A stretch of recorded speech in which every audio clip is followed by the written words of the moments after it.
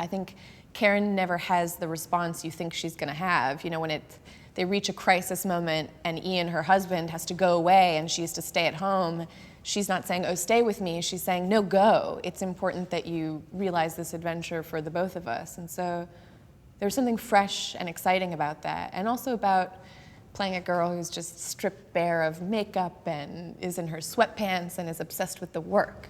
And she doesn't care about fame or credit or validation or what happens when that scientific discovery meets the world. She's obsessed with the discovery itself in the lab. So she's sort of a purist in that sense, and that was it was a fun thing to explore. Ian is obsessed with disproving intelligent design, or the idea of a creator. And he wants to do that by looking at the human eye, which has always been thought of being irreducibly complex. Like, no one can explain how the eye evolved into this sort of miraculous human eye. There are these like stages of evolution that are missing. So Ian Gray is this like young, punk, anarchist sort of scientist who's really bent on finding those sort of steps in the evolution to say, oh no, look, there is no intelligent design, or it is just science. There is no great mystery about it. Here's how it actually works in numbers and facts. And Karen comes in as his resident lab partner and sort of helps him figure out how to do this. And of course, in doing this study, they end up finding out that that's actually not what they're there to do at all. They find something else that's even more complex and mysterious about the sort of uniqueness of the human iris and how it may be used to track the spirit through time. That it's almost kind of like a spiritual fingerprint, but in the eye. I mean, we've been working together since I was like 17. It's a long time. Over a decade of making things together. And it's always different, you know? I think that's one of the amazing things about knowing someone for so long.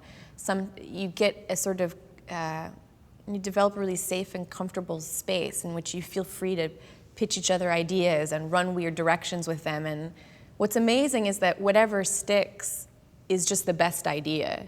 And it's not so much about who came up with it, when, why, or how. It's just like, that's the good idea. That's the story we're here to tell.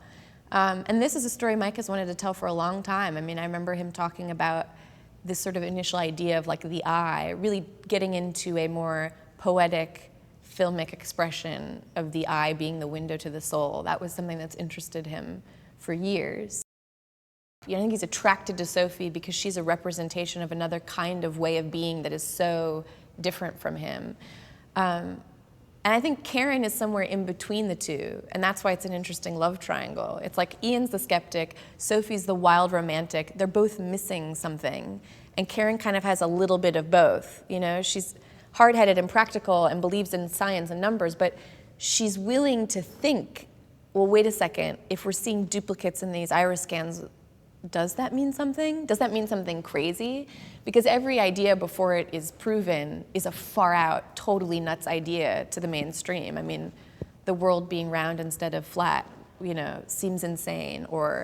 And so I think Karen's more willing to like really throw herself in the direction of something totally unbelievable and then believe that maybe she could find proof for it.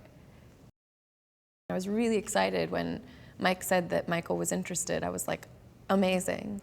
Because you can feel from his performances, even before I met him and we worked together, that he's really takes the work seriously. You feel the thoroughness of his research and his effort behind everything he's doing in a scene. And then, of course, when we started working together, you know, he takes that to a totally new level of just preparation and like wanting to get together, wanting to do a scene, you know, 50 times, wanting to push it to the next level. It was really awesome to work with him because I feel like we left no stone unturned.